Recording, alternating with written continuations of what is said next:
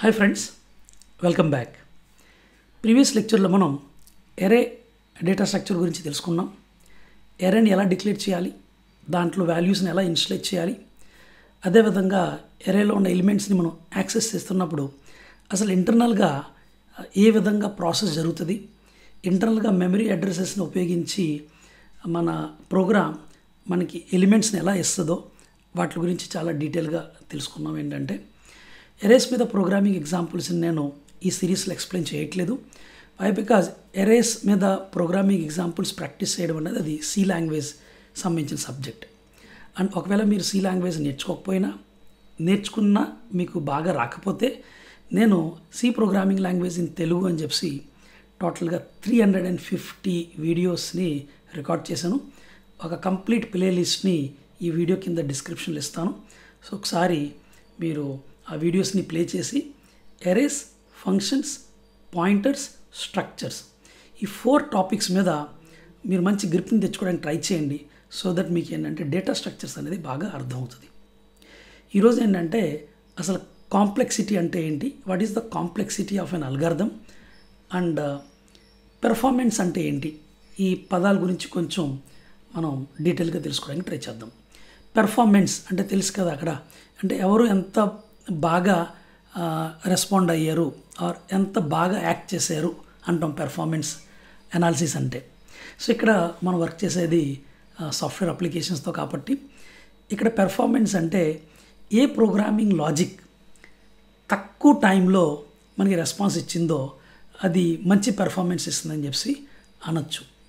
So ఇక్కడ మనం ఏంటంటే కాంప్లెక్సిటీ అన్న పదం గురించి తెలుసుకోవాలి. ఎందుకంటే పెర్ఫార్మెన్స్ అనాలిసిస్ చేయాలి అంటే కనుక మనకి కాంప్లెక్సిటీ గురించి తెలియాలి. Complexity refers to the computational resources required by an algorithm to run. So ఇక్కడ అల్గారిథం అంటే ఏంటి, మనం రాసుకున్న ప్రోగ్రామింగ్ లాజిక్ అంటే ఒక ప్రోగ్రామ్ రాయడానికి మనం ఏదైతే లాజిక్ రాస్తామో దాన్ని మనం అల్గారిథం అని చెప్పి అంటాం.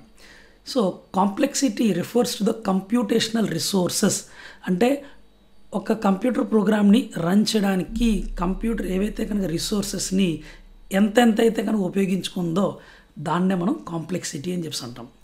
దాన్ని జనరల్గా ఏంటంటే 2 టైప్స్లో మనం మెజర్ చేస్తాము.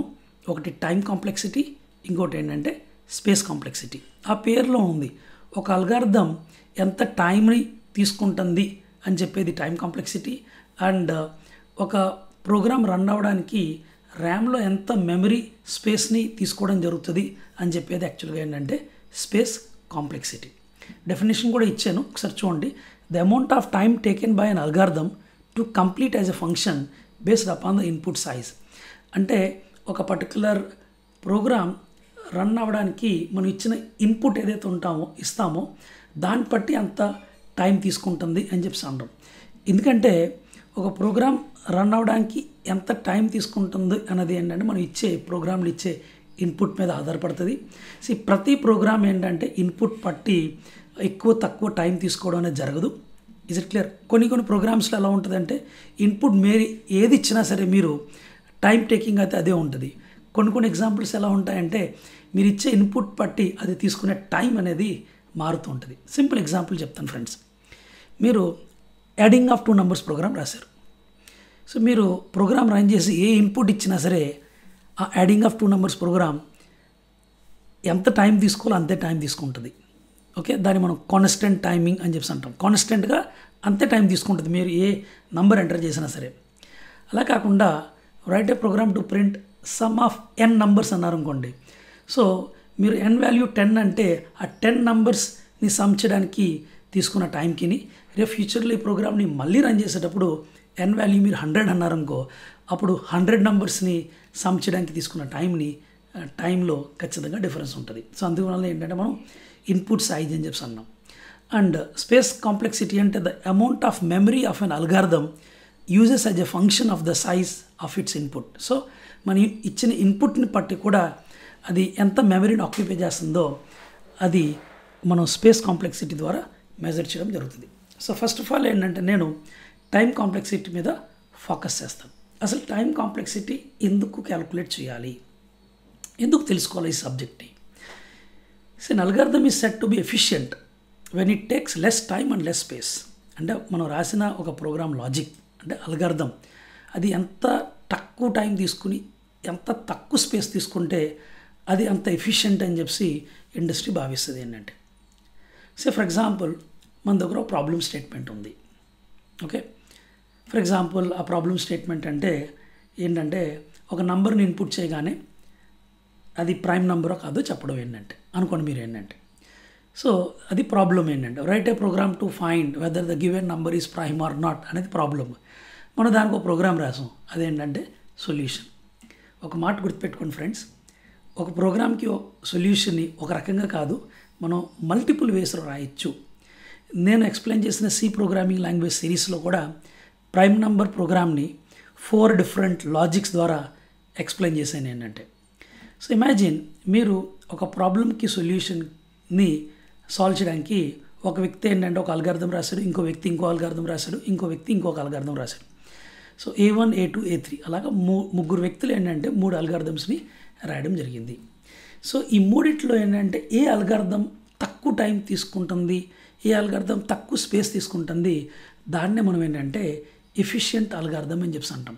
సో ప్రస్తుతం మనం ఏంటంటే టైం కాంప్లెక్స్ గురించి మాట్లాడుతున్నాం కాబట్టి ఏ అల్గారిథం తక్కువ టైం తీసుకుంటుంది అదే ఎఫిషియెంట్ అల్గారిథం అని చెప్పి అర్థం ఏంటంటే. సో దీనికి ఒక చిన్న ఎగ్జాంపుల్ ఇస్తాను చూడండి, చాలా ఇంట్రెస్టింగ్ ఉంటుంది అండ్ రియల్ లైఫ్ ఎగ్జాంపుల్ ఇది ఏంటంటే. సో ఫర్ ఎగ్జాంపుల్ రాజ్ అన్న ఒక వ్యక్తి ఏంటంటే సమ్ ఆఫ్ n నంబర్స్ని ఫైండ్ అవుట్ చేయడానికి ఒక అల్గారిథం రాశాడు. అదేంటంటే 1 + 2 + 3 అంటే ఒక 10 నంబర్స్ని మనం సమ్ చేయమన్నాం. సో అతను ఏం చేశాడంటే 1 + 2 + 3 + 4 అని చెప్పి అలాగే 10 నంబర్స్ని యాడ్ చేయడం జరిగింది. అండ్ ఇది ఏంటంటే ఒక 1000 సెకండ్స్ తీసుకుంది అనుకోండి సాల్వ్ చేయడానికి. ప్రేమ్ అన్న అతను ఏం చేశాడంటే ఒక ఫర్ లూప్ రాసి ఆ ఫర్ని 1తో స్టార్ట్ చేసి nతో ఎండ్ చేసి సమ్ ఈక్వల్ టు సమ్ + 1 అని చెప్పి అన్నాడు. సో అతను రాసిన లాజిక్ ఇలా ఉంది ఏంటంటే ఇది ఒక 500 సెకండ్స్ తీసుకుంది అనుకున్నాం. ఖుషి అన్న అని చెప్పి అమ్మాయి ఏం చేసిందంటే ఈ ఫార్ములా ఉపయోగించింది n × n + 1/2. For example 10 numbers ఒక సమ్ ఎంత అంటే 55. ఇక్కడ కూడా ఎంత వస్తుంది అంటే 55 వస్తుంది. సో ఇక్కడ చూడండి ఒకసారి n వాల్యూ ఎంత అంటే 10, ఇక్కడ ఎంత అంటే 10 + 1 అంటే 11 × 10 ఎంత అంటే 110. Is it clear? 110 / 2 ఎంత అంటే మీకు 55. ఇప్పుడు కూడా ఆన్సర్ వచ్చింది కదా 55 ఏంటంటే ఈ ఫార్ములా వాడితే. సో ఇక్కడ ఏంటంటే ఇది మనకి 200 మిల్లీ సెకండ్సే తీసుకుంది అనుకోండి. సో మీరేమంటారంటే మీరు వేరే వేరే డిఫరెంట్ లాజిక్స్ రాశారు కాబట్టి అండ్ ఈ లాజిక్ చాలా సింపుల్గా ఉంది కాబట్టి ఇది 200 సెకండ్స్లోనే ప్రాబ్లమ్ని సాల్వ్ చేయడం జరిగింది. సో జనరల్గా సమ్ ఆఫ్ n నంబర్స్ అనగానే ప్రతి ఒక్కరు రాసే లాజిక్ ఇది. ఇమాజిన్ అందరూ ఈ లాజిక్కి రాశారు అందరూ ముగ్గురు. బట్ అప్పుడు కూడా ఏంటంటే మన ప్రోగ్రామ్ అనేది సేమ్ అమౌంట్ ఆఫ్ టైం తీసుకుని రిజల్ట్ ఇస్తుందా అంటే కాదు. ఎందుకంటే మనం రన్ చేసే ప్రోగ్రామ్స్ ఏంటంటే డిఫరెంట్ మషిన్స్ మీద రన్ అవుతుంటాయి. సేమ్ ప్రోగ్రామ్ని సేమ్ లాజిక్ని మీరు i3 మెషిన్ మీద రన్ చేశారు, సేమ్ లాజిక్ని మీరు ఏంటంటే i5 మీద రన్ చేశారు, అండ్ సేమ్ ప్రోగ్రామ్ని మీరు ఏంటంటే i7 మీద రన్ చేశారు. సో లాజిక్ సేమ్ అయినప్పటికీ కూడా మీకు ఏమవుతుందంటే ఆ టైం టేకెన్ అనేది ఉంటుంది చూసారా, అది సేమ్ రాదు. అల్గారిథం సేమ్ అయినప్పటికి కూడా. సో దీన్ని బట్టి మీరు ఏం తెలుసుకోవాలంటే ఒక అల్గారిథం ఎంత టైం తీసుకుంటుంది అన్నది కేవలం లాజిక్ మీద కాదు, ఆ అల్గారిథం రన్ అయ్యే హార్డ్వేర్ రిసోర్సెస్ మీద కూడా డిపెండ్ అవుతుంది.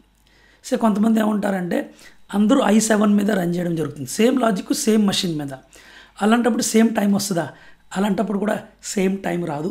ఎందుకంటే అందరూ i7 కంప్యూటర్ మీద రన్ చేస్తున్నారు, కానీ కొంతమందికి బ్యాక్గ్రౌండ్ ప్రాసెస్లు ఎక్కువ రన్ అవ్వచ్చు కదా. అంటే మీరు ఒక గేమ్ని స్టార్ట్ చేసి ఉంచారు, అలాగే మీరు మ్యూజిక్ని ప్లే చేస్తున్నారు. సో అప్పుడు ఏమవుతుందంటే మీ అల్గారిథం ఒక పెర్ఫార్మెన్స్ అనేది పడిపోద్ది. ఎందుకంటే బ్యాక్గ్రౌండ్ ప్రాసెస్లు చాలా రన్ అవుతున్నాయి కాబట్టి సేమ్ i7 మెషిన్ అయినప్పటికి కూడా ఆ సిస్టంలో మీ ప్రోగ్రామ్ రన్ అవ్వడానికి కొంచెం ఎక్కువ టైం తీసుకునే అవకాశం ఉంది. సో ఫ్రెండ్స్, ఫైనల్గా ఇక్కడ చెప్పేది ఏంటంటే ఒక అల్గారిథం ఎంత టైం తీసుకుంటుంది అన్నది ఏంటంటే మనం ఆ టైంని సెకండ్స్లో అయితే చెప్పడం అవ్వదు. Is it clear? ఇన్ని సెకండ్స్ అని చెప్పి దాన్ని బట్టి ఏంటంటే ఇదే బెస్ట్ అని చెప్పి మనం కంక్లూడ్ చేయడం అయితే అవ్వదు. ఎందువల్లంటే అది చాలా ఫ్యాక్టర్స్ మీద డిపెండ్ అవుతుంది. Time complexity is a theoretical measure used to describe the efficiency of an algorithm in terms of the number of basic operations it performs relative to the size of the input. అంటే మనం ఇచ్చిన input సైజుని బట్టి అది ఎన్ని ఆపరేషన్స్ని perform చేస్తుంది, అది main ఏంటంటే. ఎందుకంటే ఒక ప్రోగ్రామ్ ఎన్ని ఆపరేషన్స్ పెర్ఫామ్ చేయాలి అన్నది మనం ఇచ్చే ఇన్పుట్ మీద డిపెండ్ అవుతుంది. పాయింట్ నెంబర్ 1 గుర్తుపెట్టుకోండి. టిపికలీ డినోటెడ్ యాజ్ n అంటే మన ఇన్పుట్ సైజ్ అని చెప్పి అర్థం ఏంటంటే, ఇది జనరల్గా ఏంటంటే టైం తోటి రిప్రజెంట్ చేయడం అవ్వదు. వై? బికాజ్ ఇది చాలా చాలా ఫ్యాక్టర్స్ మీద డిపెండ్ అవుతుంది. చెప్పాను కదా, డిఫరెంట్ హార్డ్వేర్ కలిగి ఉన్న మెషిన్స్ ఉండొచ్చు, జనాలు డిఫరెంట్ లాజిక్స్ రాయొచ్చు ఏంటంటే. సో ఇక్కడ ఏంటంటే it is represented using notations rather than actual time in seconds because hardware references, background processes, algorithm logic, input size. So ఇక్కడ ఏంటంటే ఒక అల్గారిథం ఒక టైం కాంప్లెక్సిటీని మనం సెకండ్స్లో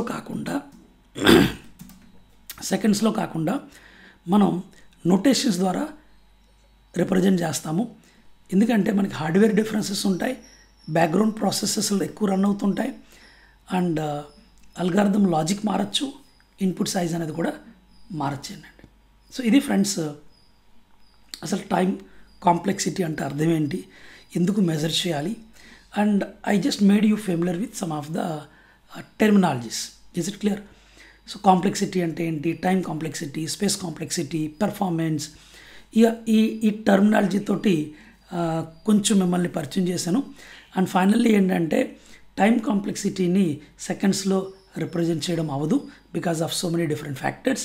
అండ్ ఆ టైం కాంప్లెక్సిటీ మనం ఏంటంటే నోటేషన్స్ తోటి రిప్రజెంట్ చేస్తాం. So guys, wait for the next video. Next వీడియోలో ఏంటంటే నోటేషన్స్ గురించి చాలా డీటెయిల్గా ఎక్స్ప్లెయిన్ చేస్తాను.